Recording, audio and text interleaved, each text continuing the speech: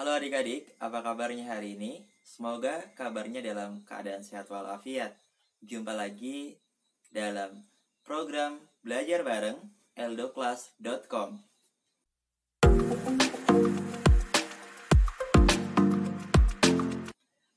Adik-adik, hari ini kita akan membahas mengenai hukum Pascal.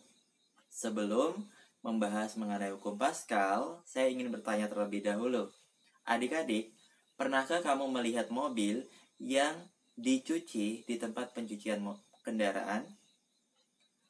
Mobil di tempat pencucian kendaraan akan diangkat menggunakan alat pengangkat agar semua bagian dapat dicuci dengan mudah, khususnya bagian bawah mobil. Alat yang digunakan untuk mengangkat ialah pompa hidrolik. Alat tersebut dapat mengangkat mobil yang sangat berat. Kira-kira bagaimana prinsip alat tersebut? Untuk mengetahui konsep alat tersebut, adik-adik perhatikan gambar berikut. Gambar percobaan berikut terdapat dua penampang, penampang besar dan penampang kecil.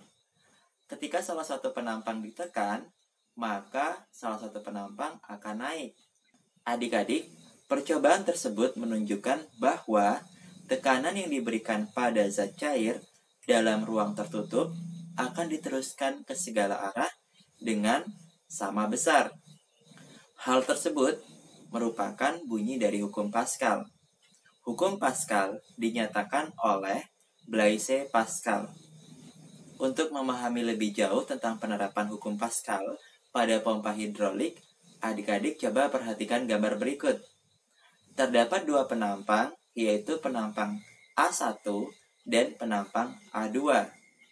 Penampang A1 ialah penampang yang kecil, kemudian penampang A2 merupakan penampang yang besar. Ketika kita ingin menentukan berapakah besarnya tekanan pada A1, maka kita dapat menggunakan rumus F1 per A1. Sebagaimana kita ketahui, tekanan yang diberikan pada zat cair dalam ruang tertutup akan diteruskan ke segala arah dengan sama besar. Jadi, kita dapat pula menentukan besarnya tekanan pada penampang A2. Maka, dapat menggunakan rumus P sama dengan F2 per A2. Secara matematis, maka F1 per A1 sama dengan F2 per A2. Untuk lebih memahami mengenai hukum Pascal, adik-adik perhatikan penjelasan contoh berikut.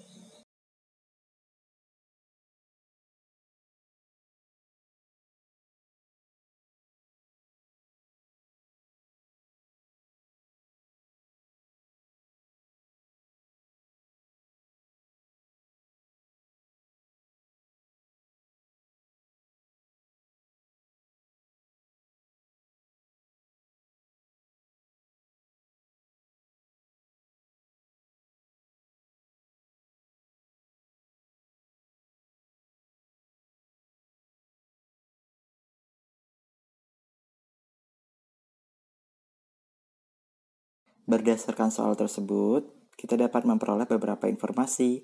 Yang pertama ialah jari-jari dari penampang kecil 30 cm dan jari-jari pada penampang besar ialah 50 cm. Jari-jari tersebut memiliki satuan cm sehingga kita bisa konversi ke meter dengan cara membagi dengan 100 atau dikali dengan 1/100.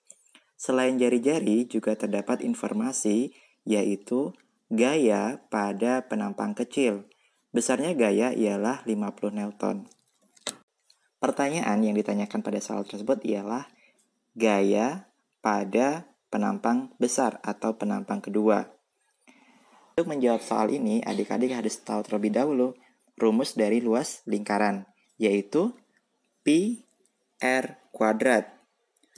Selanjutnya, kembali kita mengingat mengenai rumus hukum Pascal, yaitu F1 per A1 sama dengan F2 per A2.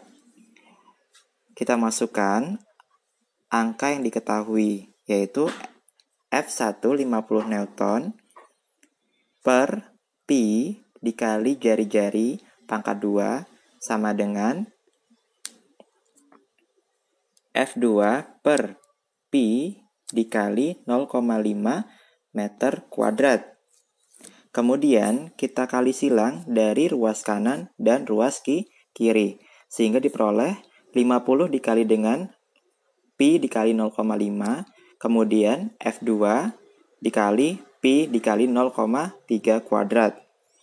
Selanjutnya, F2 sama dengan 50 Newton dikali Pi dikali 0,5 pangkat 2 per Pi dikali 0,3 pangkat 2. Pi-nya bisa kita coret sehingga bisa hilang. Oke. Atau hasilnya 1. Kemudian 50 Newton 0,5-nya ini dikuadratkan. Jadi 0,5 kali 0,5 hasilnya adalah 0,25 meter kuadrat. Per 0,3-nya ini juga dikuadratkan menjadi 0,09 meter kuadrat. Selanjutnya kita kali 0,25 dikali dengan 50, maka hasilnya 12,5. 12,5 per 0,09 meter kuadrat. Dibagi seperti biasa, kemudian meternya bisa dicoret sehingga satuan yang tersisa adalah Newton.